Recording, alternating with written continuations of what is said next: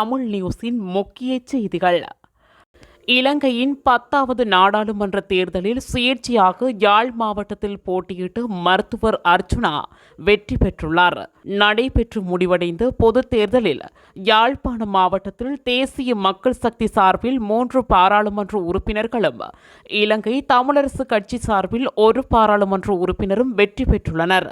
அத்துடன் அகில இலங்கை தமிழ் காங்கிரஸ் சார்பில் 1 பாராளுமன்ற உறுப்பினரும் சுயேட்சை குழு 17 சார்பில் 1 பாராளுமன்ற உறுப்பினருமாக 6 பாராளுமன்ற உறுப்பினர்கள் தெரிவு செய்யப்பட்டுள்ளனர்.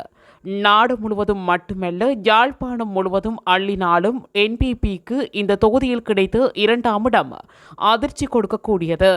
அதேவேளை முதன்மை வேட்பாளர் உள்ளிட்ட 3 வேட்பாளர்கள் கொண்ட தொகுதியில் ஒரு சுயேட்சை குழு முதன்மை பெற்று 24 வருடங்களுக்கு பிறகு சுயேட்சை பாராளுமன்ற உறுப்பினராக மருத்துவர் அர்ச்சுனா செல்ல உள்ளதுடன் அவரது கட்சியில் போட்டியிட்ட கௌசல்யாவும் நாடாளுமன்றம் செல்ல உள்ளமை குறிப்பிடத்தக்கது.